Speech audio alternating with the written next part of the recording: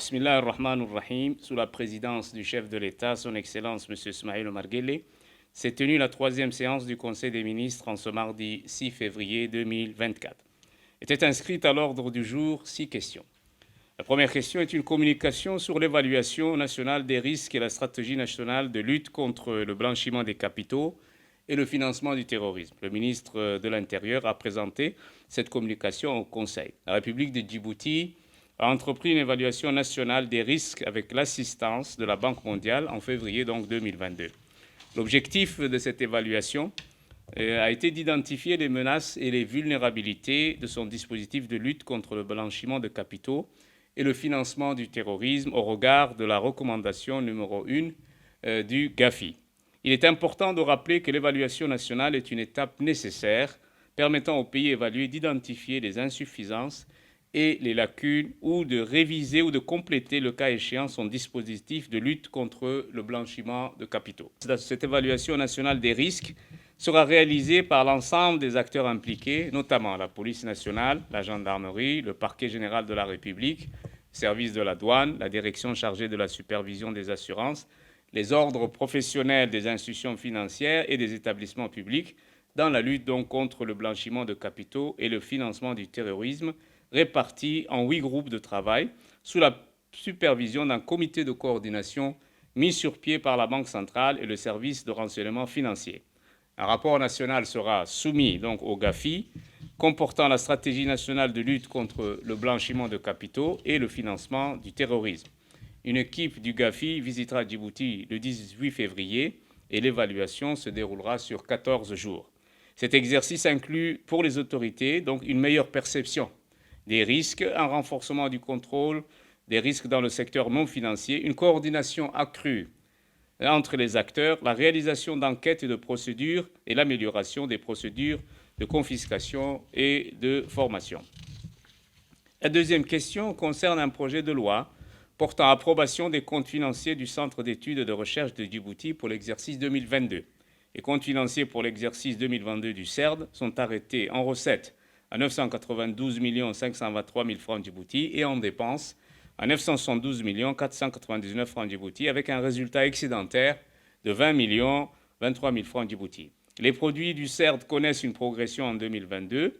Cette augmentation est liée à l'accroissement des produits exceptionnels de 151 millions de francs Djibouti et les produits d'exploitation sont constitués par le revenu des prestations de services, des ventes de cartes topographiques et géologiques, ainsi que la vente des livres et dictionnaires édités par le CERD et d'une subvention, bien entendu, de l'État. Les recettes propres s'élèvent ainsi à 29,9 millions de francs Djibouti contre 59,3 millions de francs Djibouti en 2021. Les charges totales du CERD connaissent une progression et s'élèvent à 972 millions de francs contre 829 millions de francs Djibouti en 2021. En 2022, le CERD a investi 38,4 millions en matériel et outillage, en mobilier aussi, ainsi que du matériel de transport. La troisième question concerne un projet de décret portant agrément à l'exercice de la profession d'avocat. Cet agrément à l'exercice de la profession d'avocat est accordé à Mme Virna Rizzo, conformément aux dispositions de la loi n° 236 relative à la profession d'avocat. La quatrième question est relative à un projet d'arrêté portant désignation d'un commissaire général pour la deuxième édition du Salon du Livre de Djibouti. Le présent projet d'arrêté a pour objet la désignation d'un commissaire général pour le Salon du Livre et ce projet de texte intervient en complément du décret numéro 23-337, présidence, ministère de la Jeunesse et de la Culture, du 12 novembre 2023, instituant le Salon du Livre. En effet, le Salon du Livre est une manifestation annuelle de promotion du livre dans toutes ses dimensions et sa diversité linguistique. La cinquième question concerne un projet d'arrêté portant attribution d'une parcelle de terrain au profit de la Société de viabilisation et de construction djiboutienne. Il est attribué à la Société de viabilisation et de construction djiboutienne une parcelle de terrain d'une superficie de 58 hectares, 6 au lotissement du Héron Extension. Cette parcelle est destinée à l'implantation d'un projet immobilier. Cette attribution de terrain s'inscrit dans la stratégie du gouvernement visant à encourager le secteur privé et à développer le secteur de l'habitat. La sixième question concerne un projet d'arrêté portant reversement de 2 parcelles de terrain au nom respectivement du secrétariat d'État chargé des sports et au Conseil national de la jeunesse djiboutienne.